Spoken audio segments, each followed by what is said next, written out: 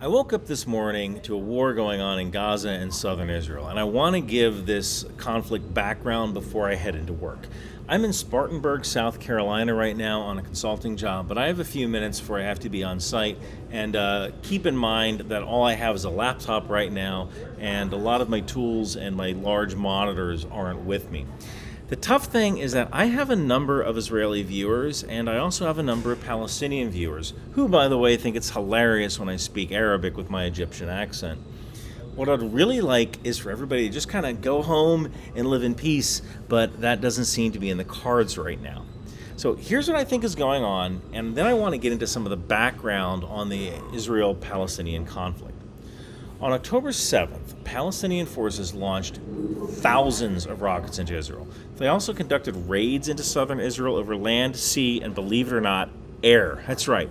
Palestinian forces launched paragliders into Israel. So that's certainly one way of doing infiltration. Now, from what I understand, these Palestinian forces are focused on the city of Ashkelon, where they have gone door to door attacking and in some cases kidnapping civilians. So here's the background. Jews, Arabs, and Christians lived together in mostly peaceful coexistence in Palestine for hundreds of years under the rule of the Ottoman Turks. World War I broke out in 1914. The Turks were on Germany's side.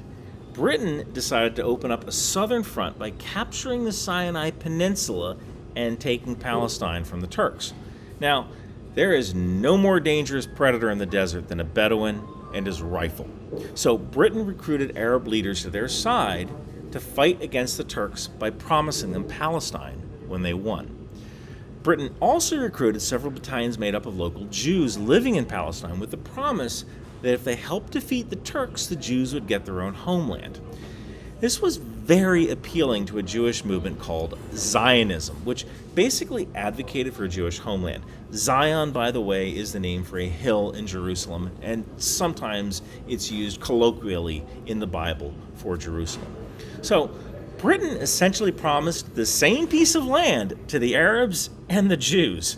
And while this may seem crazy in hindsight, it raised the troops that Britain needed to open up a southern front against Turkey. Britain eventually received a mandate from the League of Nations to administer Palestine. In 1947, the United Nations proposed a partition plan for Palestine, which recommended the establishment of separate Jewish and Arab states, with Jerusalem under international administration. This plan was accepted by Jewish leadership, but it was rejected by the Arab states and Palestinian Arab leaders. The partition plan was never fully implemented. Israel declared independence in May of 1948. Neighboring Arab states invaded Israel immediately, leading to the 1948 Arab-Israeli War. Israel calls it the War of Independence.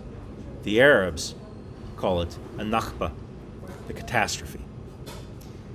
Even though Israel was poorly equipped and trained, they somehow won against 5 nations: Egypt, Iraq, Syria, Jordan, and Lebanon.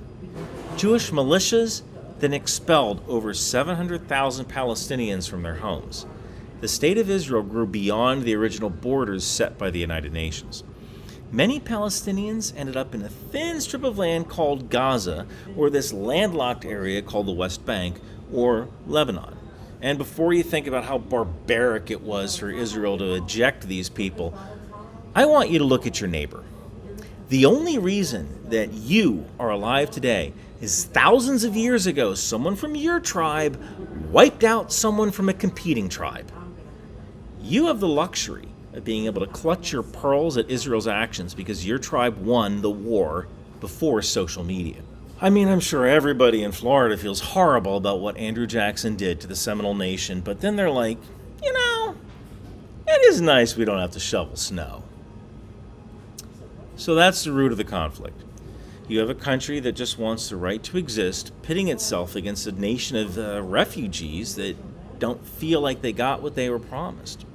And that's the general background. What's going on right now is that Israel is activating its reservists, and life is going to get pretty hard for the Palestinians in the next few days. I strongly suggest that you join my Substack, ryanmcbeth.substack.com. It's free because I'm probably not going to be able to show you certain kinds of footage on YouTube, and that's really going to make it hard for me to perform analysis. I got to get to my consulting gig. I'll be monitoring the situation as best I can. And thank you guys for watching.